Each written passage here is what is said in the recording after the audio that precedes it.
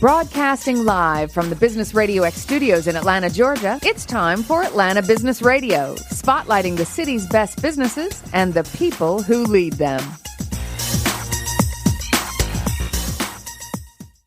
Welcome to another exciting and informative edition of GSU ENI Radio, broadcasting live from the Georgia State University Entrepreneurship and Innovation Institute.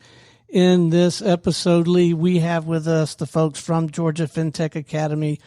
Please join me in welcoming to the show first, Executive Director with Georgia Fintech Academy, Mr. Tommy Marshall. Good morning, sir. Good morning. It's great to be back with Business Radio X. All right, Tommy, why don't you recap for the one or two folks out there that aren't familiar with Georgia Fintech Academy? How are you serving folks? Georgia Fintech Academy is a workforce development initiative of the University System of Georgia, who many of you as listeners may remember includes 26 institutions in Georgia, 330,000 students. And we are here today at Georgia State, which is one of our most fantastic institutions, Tier 1 research institution. And Georgia State, I'm very grateful to say, is the home of the Georgia Fintech Academy at 55 Park Place in Atlanta, Georgia.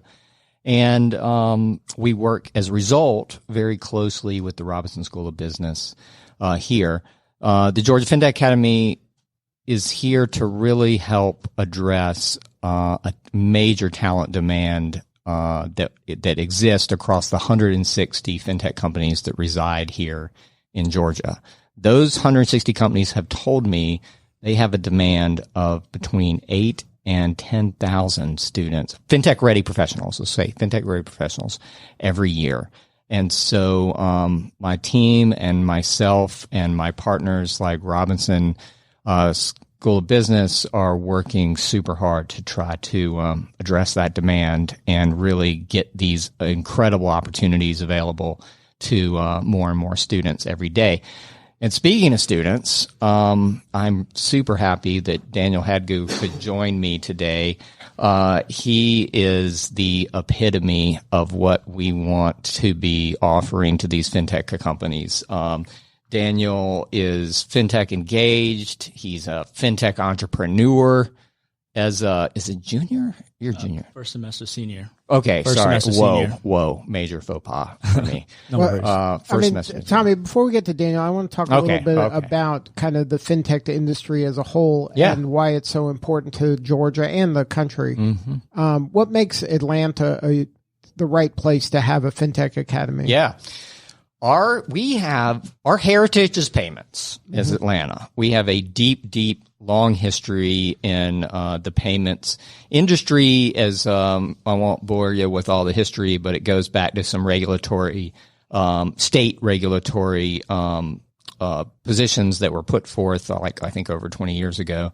And as a result, several of the large payment providers in the United States put down roots here in Atlanta. So, and if you've been following the business news, there's been some really massive combinations of some of the largest payment providers in the world right here in Atlanta. So that's FIS and WorldPay, two very large companies, have gotten together with major operations here in Atlanta. A company called Fiserv and another one called First Data got together, merged recently, and then also Global Payments and TSYS, which are two long-standing Georgia companies, have combined. Now, that's just a representation of our heritage in payments. We also really work the entire financial services landscape from a financial services technology standpoint. And that is recognized through companies like Equifax, like Invesco. BlackRock just recently opened one of their largest offices outside of the New York and San Francisco bases for them here over near Ponce City Market. And then we've also got, of course, Truist Bank, that's a fantastic partner with our community. And there's younger companies like companies, Cabbage, that are. And I know you hang out over at the ATDC crowd, and we have at ATDC over 32 revenue producing fintech early stage companies. Right. So it's not going anywhere. It's only getting bigger, and the community is getting more robust and is hungry for talent, like you said. And that's really where you're coming into play, is to help get all these companies the people it needs to do all the things they're trying to do to make the impact. Mm-hmm. The scarcest resource in this entire fintech arena is talent. And it's one of those things that a lot of times you read about how the jobs. And here's a situation where there's lots of opportunity. And these are not kind of the minimum wage jobs. These are high paying, really jobs that have a really aggressive career paths for the right people. That's right. And it's just a matter of identifying the young people and getting them prepared for this future that's happening right here in their backyard. That's exactly right. And Brian will mention this, we are addressing professionals too. There's a professional education agenda that is an important aspect of this Georgia Fintech Academy, and Brian and others are helping me think that through. And our intention is to offer a meaningful set of professional education courses to people that are working in these companies today that are trying to keep up with an industry that's moving at a lightning pace. And we are in a position to offer them some great courses to help them grow their careers. All right. So that is a great segue for Daniel. Daniel, welcome to the show. Thank you. So now tell us about your background. You're a student right now? That's correct. And you're working as an intern at one of these fintech companies? That's also correct. So a little bit about myself. Daniel Hadgu, first semester senior at Georgia State University. And this previous summer, I was able to do sales and trading at Nomura Securities, which is a Wall Street bank in New York. And this upcoming summer, I'm actually going to be doing Vanguard Investment Management in Malvern, Pennsylvania. And I'm also right now in talks with BlackRock to be able to come hopefully full-time on board. And again, like Tommy had reiterated, fintech is just the way of the future, and there's a lot of developments that are coming in place. And I think anyone that's here in Atlanta is having the opportunity if they have the talent to match with it. And I think that's what Fintech Academy is doing. So now tell me about when you were younger, and you're still young. When you were younger, when did the words fintech kind of get on your radar? Like at some point, when you were a little kid, you weren't like, oh, one day I'll be in fintech. You know, at some point, your attention kind of was drawn to fintech. I'd like to know when that occurred, so maybe we can help identify young people sooner to get them on the right track. Sure. So I think self-education is really big. So, we have the internet, and I just find myself all the time just on the internet searching and finding different things to be able to get involved with, to be able to, like in high school, middle school? I'll say freshman year, college. Oh, so you at high school, what did you think you were going to be when you were in high school? So when I was in high school, I wasn't really like academically involved. So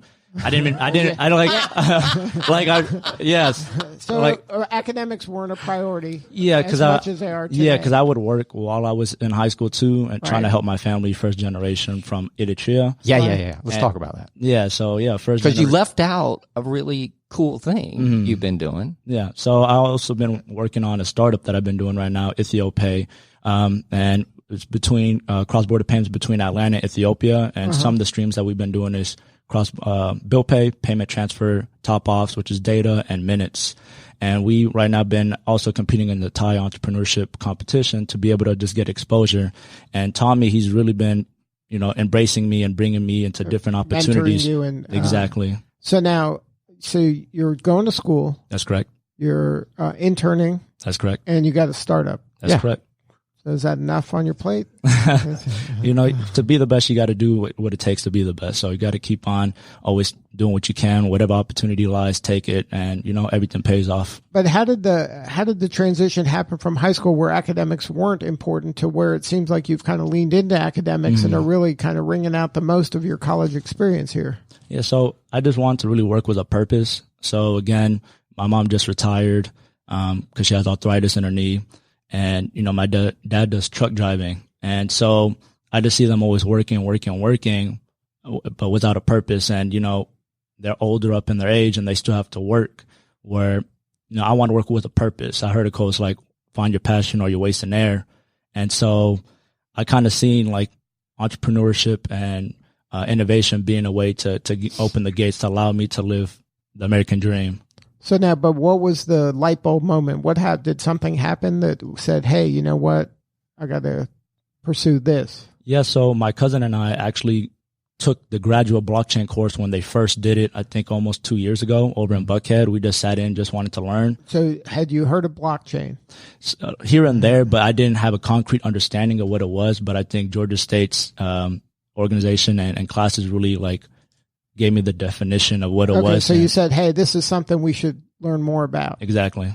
And then that was through, you hadn't heard of it in high school. You weren't familiar with blockchain. So was it the crypto part of blockchain that got your interest, the cryptocurrency part? That's correct. More so like cryptocurrency, learning like the different languages like Solidity, and just seeing like the opportunity that lies. Okay, so you saw an opportunity. You're like, hey, we got to learn more about this. Exactly. And that got your interest, and that got you more immersed into this kind of world. That's correct. And crypto and fintech and blockchain, those are all kind of connected. Exactly. Did you buy a lot of Bitcoin? A little bit. A little bit. It's in a cold wallet somewhere right now. Are you Satoshi? And you're just playing with us. Maybe. Okay. I like that. So now, once you kind of started learning about it, you got more and more interested. You're like, okay, there's something here. Yes. And that got your kind of passion involved, and you started kind of wanting to learn more and more. Is that what occurred? That is correct. Yep. And then so you started taking more classes, you started getting involved in more organizations, and then Georgia State gave you kind of some resources that helped you kind of lean into this. That's correct. Yeah. So at Georgia State definitely opened up and brought in what exactly fintech was for me, and just giving me a lot of exposure with Tommy Marshall and Dean Richard Phillips, giving me exposure to ATPC, ATDC, allowed me to come to Fintech South Conference and just like open up the scopes of the possibilities for individuals if they have the talent. So now at that point, did you think, okay, I can get a job now. If I learn this stuff, then I'll be good financially. This is going to be a good path for me for a career. Yes, definitely. Right? Because even when I first came to college, I thought in my head, 30,000, I could live in Buckhead. Nice. Really? Time. And it was just the exposure. Yeah. 30,000 living in Buckhead. Because I was first generation. So I thought small, but then again, just being with different people, come to college, hearing about fintech and just seeing the different possibility. Now it's like, okay, 6 figures is a possibility coming out of school. Right. And that's a real possibility pretty quickly in this industry. So now what got you involved in having a startup? Because one thing is, I'm going to get a job. That makes sense to probably the majority of the students. But for some reason you said, you know what, I want to kind of choose myself and make my own path.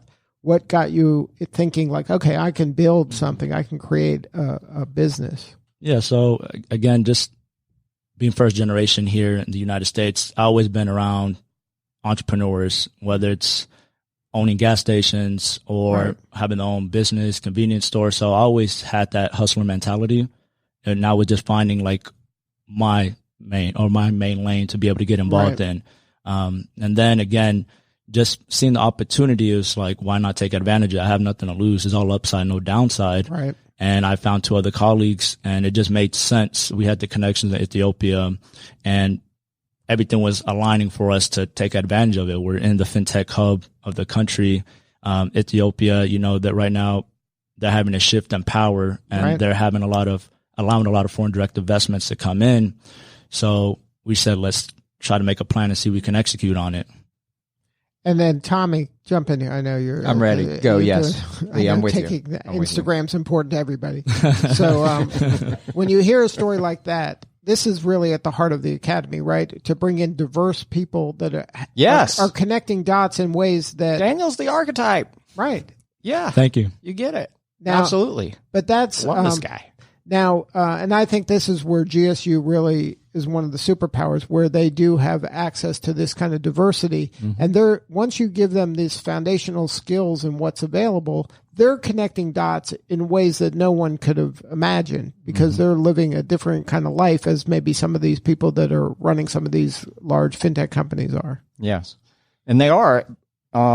but they're incredibly important to these companies in another way, and that's the fact that there's a massive generational shift going on in how financial services, what financial services products are relevant to this generation. And by the way, this is the beginning of the Gen Z generation. In Daniel, that's who we're talking to. Right. This is the very. Did you know that? You are the beginning. Congratulations. Thank you. You are the leading edge of the Gen Z. You are the beginning, or I'd say I guess the oldest of the Gen Z are in juniors and seniors in college right now. So the point of view that's informed by how Daniel has essentially grown up over the last 10 to 15 years in terms of your engagement with the digital world, mobile. I mean, I'd be interested to know, like, when did you first start engaging with a mobile device? It's significant. And so every banker I talk to, investment manager I talk to, financial services technology provider I talk to, they're very intent on figuring out what are the right set of financial services products for a Gen Z person. How do they want to engage? What's the right delivery mechanism? That all of these new ideas and problems. And it's not just, the mobile phone. You got to think about Square, LinkedIn, Instagram, gaming, everything, esports, YouTube, Netflix, Amazon, all of that. You got to mash it all into a big, into this problem statement and start to figure out, how do you win in financial services today and tomorrow in addressing this generation. And then, so Daniel, before we wrap with you, tell us about the startup and how people can learn more about it. Yeah, so right now we've been trying to get exposure. We're going to be competing in a couple of the competitions and have hopefully some exposure at the Fintech South Conference. But again, EthioPay, it just helps diasporas of Ethiopian descent over here to be able to send money back home to their families and friends. So it's for people in America that are Ethiopian that want to send money back. This is a vehicle for them to do that in a safe, reliable manner. That's correct. Yep. And then that's the problem you're trying to solve. Yep. So that's the correct. So again, like I said, my thing that I'm trying to do is like make impact as the final goal, not like wealth at the status quo. So I'm definitely trying to make impact and in a good way and try to help people back home. And what do you need more of to make this dream come true? So right now, we've been trying to assemble like an advisory team. So Tommy definitely been someone that I've been able to pick at his brain and get some advice. Tommy's only one guy. Yeah. So still trying to get more people. Tommy knows people. Tommy does know people. So try to meet more people that we can pick at their brain and use them as a soundboard to be able to see what we need to keep on propelling the idea and keep on just executing, keep on doing what we have to do. And when the time is right, be able to get funding for it as well. Good stuff. Now, Tommy, this is, like you said, he's kind of the model that you're trying to kind of replicate now. How does that make you feel when you hear him being able to articulate this and so going from a person in high school that didn't have these aspirations to actually moving the ball and making them come true? It's amazing. Yeah, it's personally, it's just incredibly exciting and fulfilling to have an opportunity to engage with people like Daniel. And, he and I are starting to work on the design of the Daniel Georgia Fintech Academy bobblehead. We're going to use that as a fundraiser. Right. So we're excited about that. He's kind of tough to negotiate with. We'll get it figured out. But seriously, it's a key thing with the Georgia Fintech Academy as well is, we're in a very formative stage. And so it's critical that we've got opportunities to hear the voices and have from the students who are here in this program to really guide us in how we're rounding out or continuing to evolve this program and make it as highly relevant as possible to students. and not just from a pedagogical educational standpoint, but in terms of how to shape vocational aspirations and engage them directly with opportunities in the private sector. So we very much view ourselves as a bridge to from their educational experience into what will hopefully be a vocational experience in fintech. And we're doing that in all sorts of interesting ways that we're kind of testing and learning from. And that involves student projects. We've got several meaningful large institutions engaging with us to do projects directly with the students. So that helps the students to hear, okay, what matters to, we have a top 5 bank that we just engaged in. We're launching with, these student projects with, I think next week. So they're hearing directly about a business problem that these bankers have and they're looking for fintech concepts around. We've got, opportunities to embed them into internship opportunities that are surfacing almost every day. Some global head of HR is calling me saying, "Oh my gosh, I don't have enough interns for this summer. Help, help, help," which I love. Yeah, those are good problems. Yeah. And then of course the full-time jobs. And then this entrepreneurial track. I mean, here we are sitting in the entrepreneurial hub of Georgia State is, I think a really meaningful one. And if you look at all of the kind of trend information is that we've got more factors helping drive entrepreneurial opportunities and Gen Z students more interested than ever in starting their careers in an entrepreneurial opportunity. And so that is also an important effort of the Georgia Fintech Academy and one that we collaborate aggressively on with programs like the entrepreneurship program here at Georgia State. Now, what are the things that make you high-five your team at the end of the week? What are the success metrics that you're looking for? These anecdotes are fantastic, and these stories are critical to help evangelize. Yeah, there's sort of two big ones that I'm staring at every day, and one is how many students do we have in Fintech Academy courses, which are at the undergraduate level right now. So that's the top of your funnel. Yep. And so right now we just closed spring semester drop ad. We're in spring semester. We have 409 students in at least one Georgia Fintech Academy course this semester. That is over 30% growth on the fall semester. Wow. So we're seeing, if this trend continues, we're at least a 30% compound annual or period on period growth rate for enrollment in Fintech Academy courses. So we're very excited about that. So that's great. High five. The next is this placement of students into full-time jobs and internships. That right now, our goal is to have over 250 students placed into full-time positions in this calendar year of 2020, and over 200 students put into internship opportunities in this calendar year. So as they're coming in, they're going out employed. Yeah.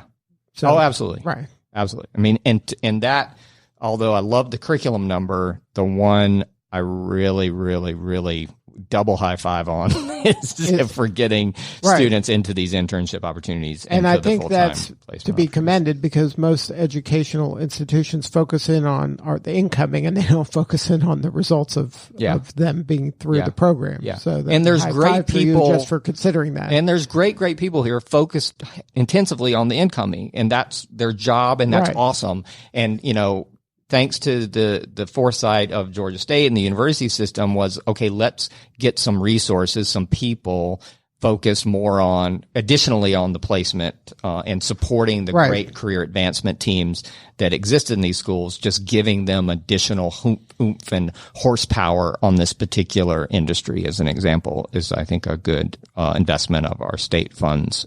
Now, how important are sponsors, like financial sponsors and these large organizations? Very important, and thank you for asking that.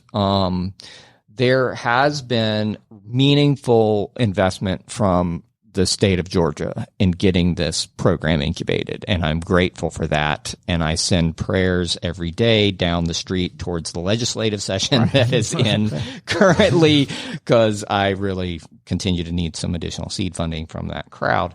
Our aspiration and our stated goal is to have this program reach a point of self-sustainment financially within the next 24 months. And that self-sustaining fiscal engagement comes from direct corporate contributions.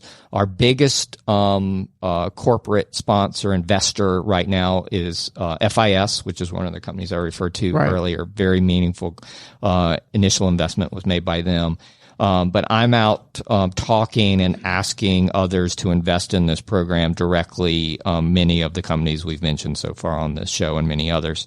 And then I need that investment as additional sort of seed investment. And I think I'll always be asking for further corporate investment as long as this program is in place.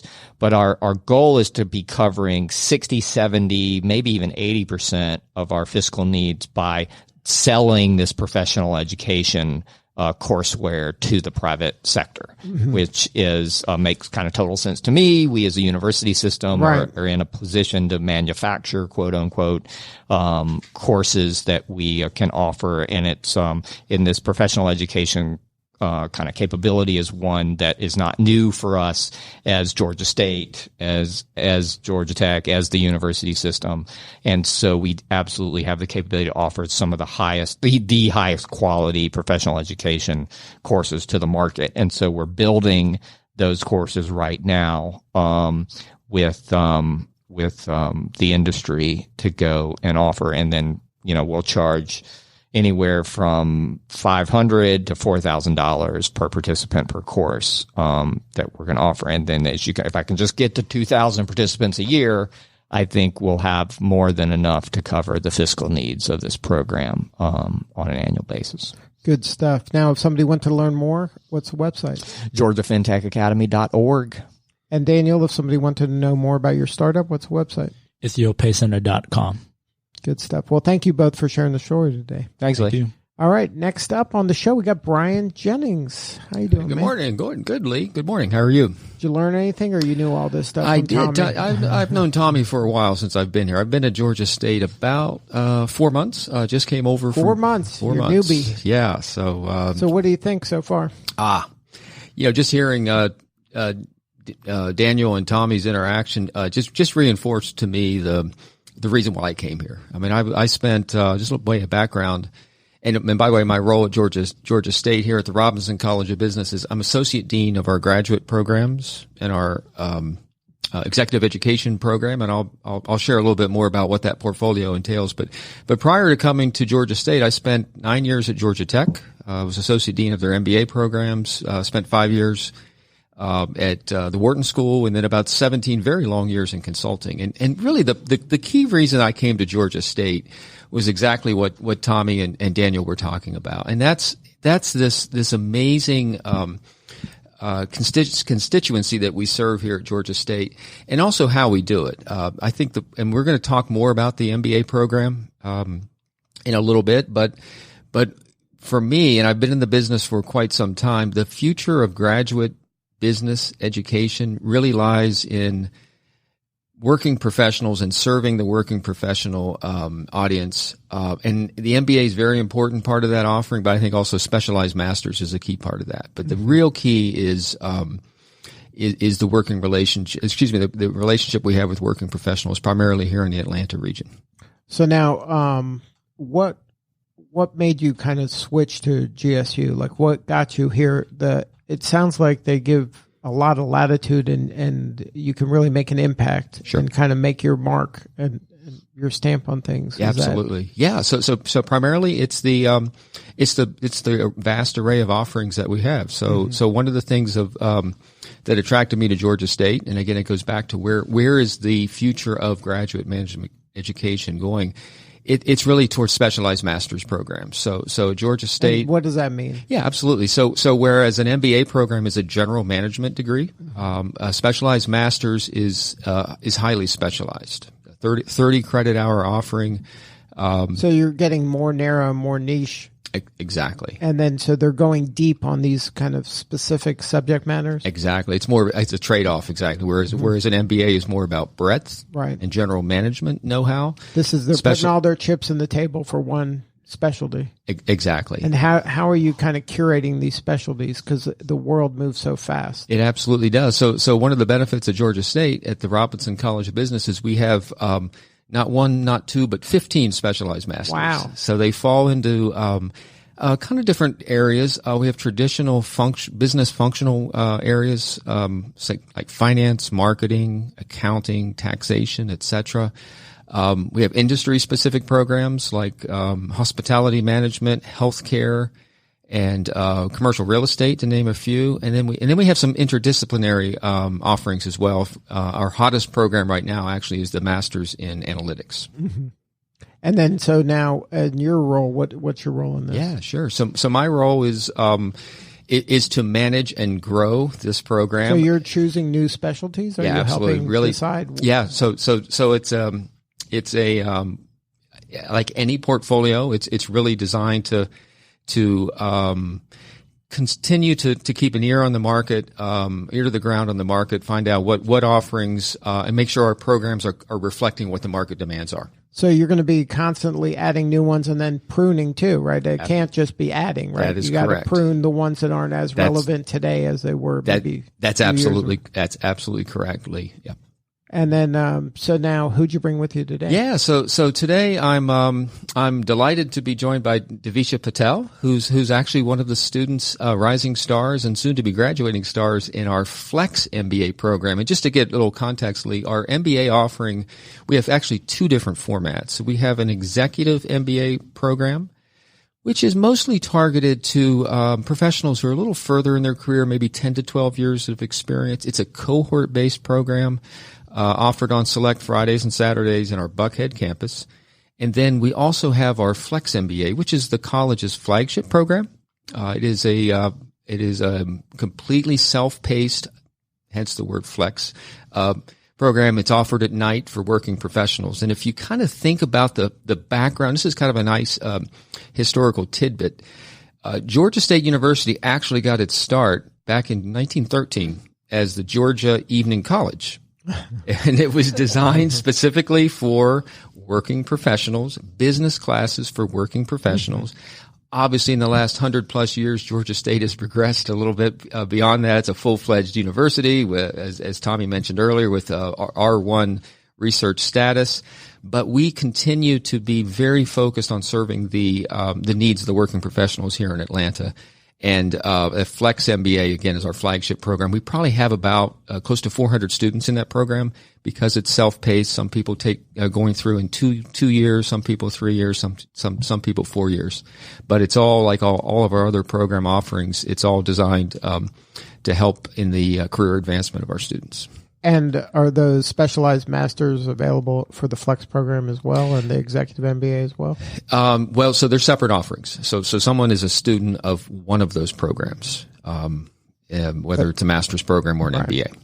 And then, so now, how do you know Davisha? So Davisha's has been in the program for a couple years. She's due to graduate, I believe, in May. Yep. So maybe you could tell us a little bit about your background, Davisha, and then I think Lee will have some other questions as well as far as your experience in the program, and most importantly, what happens after graduation. Sure, Brian. So I'm Davisha Patel. My background is actually more so focused on healthcare. I did my undergraduate degree as well as my first master's at Mercer University. During that time, I had more of a focus on health policy as well as doing a bunch of research, whether that was in biology or in I was doing telemedicine research in rural areas of Georgia. And then I decided to come to Georgia State and expand my knowledge on business as well as combining that with the analytics side that Georgia State offers within their business program. And how'd you become aware of the program? I actually became aware of the program. I'm a Georgia native, so I was pretty familiar with the business schools around the area.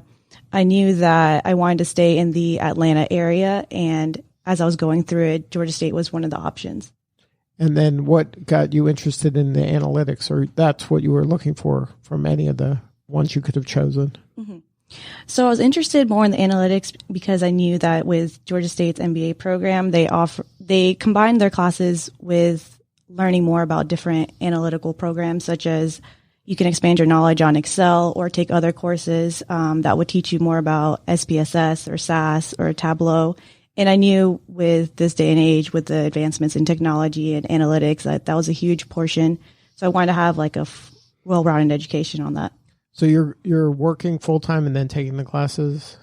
So I'm actually working part-time at Georgia State. I'm a graduate assistant within the graduate programs. And then when do you take the classes? So all of my classes are at night. Another reason I chose Georgia State was it provides the option of where you want to take classes and at what times. So for example, with Robinson College of Business, you can take your classes downtown or in the Buckhead campus. Mm-hmm. On top of that, you have the option of taking classes for the full semester or taking what they have a 8-week class. Within the 8-week classes, you can have one course that is 4 hours long, or if you decide to take the full semester class, it would be about 2 hours and 15 minutes. So for now, I am taking classes at night. And then what's the class experience like? Is that you're in a cohort and you're following each other around, or is it every class is different? So different students? With the Robinson College of Business, and because it is a flex MBA program, it's not a cohort program. It's more of a self-paced program. However, you do see a lot of your colleagues in similar classes because there are certain classes that are offered at certain times throughout the year. But yeah. Now, tell us about your experience. Like you've gone through another MBA or another master's program. So how does this compare? So with my previous program, with my previous master's program, it was actually a cohort style. So I was with the students for the duration of the program. And the biggest difference was having the option to be a flexible program at the Robinson College of Business. And it's definitely been a huge adjustment at the beginning. Right. However, it was much easier for me because it gave me the opportunity to decide when I wanted to finish the program as opposed to having a certain deadline of finishing the program. With the Robinson College of Business, however, I will be finishing that in the 2-year span. So now for you, how do you see this impacting your career? What's the next step once you complete this? So the next step would be actually joining a consulting firm right after I finish. I signed the offer with them back in August. This was the same firm that I interned with actually last summer. And you interned you got to know them through the Flex MBA program? Yes. So the Flex MBA program actually helped me to land my internship within Georgia State. Mm-hmm. They have a platform called Handshake. Many students actually aren't familiar with it, but essentially it provides the school the opportunity to post various internships as well as full-time and part-time jobs that are specific to Georgia State University students. Within that platform, I applied to many companies, and I started very early into my career about that. And so because of that platform, I was actually able to land my internship and then proceed to land my full-time job afterwards. And then so the future looks bright? Yes, definitely. Now, any advice for students that are considering going through this type of program? What are some of the do's and don'ts and things you've learned from kind of going through it? In my personal opinion, I would definitely say if you're considering this program and you have an idea of where you want to be after the program, start as early as possible. So when I started the program back in the summer of 2018, I actually learned about the Handshake platform and I uploaded my cover letter as well as my resume on that platform. And because I did that, a career coach actually reached out to me. And again, many students don't realize that we have these career coaches that can help you throughout this process. And I would say definitely get in touch as early as possible to refine your resume and your cover letter. And I would say be as involved as possible. So within the Robinson College of Business, we also have the Graduate Business Association. So once you become part of the Robinson College of Business, you're automatically enrolled in that club. Within that club, we provide many speakers that come, and you have the opportunity to network as well. So it sounds like to someone who's not part of this, the culture at Robinson is very supportive. They're going kind of above and beyond in helping you kind of further your career, but also make you connections and giving you tools and resources to make the connections you need to help yourself after you graduate. Is that how it is? Yes, I would definitely agree on that. There are many resources that you can utilize. It's just that students also need to take the initiative because this is a graduate program. Right. It's not like you can just sit in your room and just wait for the phone to ring. Yeah. You got to take some action, right? Yeah. And what's been the most rewarding part of this kind of journey for you? I believe the most rewarding was just the culture and like having the friendships and the relationships that I built throughout the process. It was more than just a business school in general. It was very family oriented, in my opinion. Mm-hmm. I can have I could see different professors or different bosses that I've worked with in the past and just have conversations with them. It's a very relaxed atmosphere.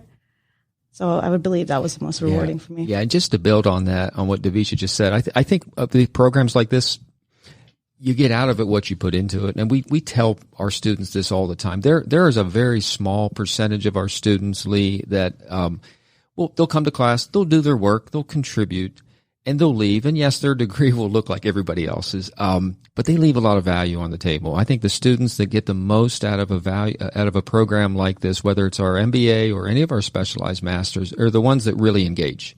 Davisha is a perfect example of that. She's very active in the graduate mentoring program, in the Graduate Business Association, actively engaged in clubs, etc. And that's where the real value of a program like this is. There's an extraordinary amount of learning that takes place from our faculty.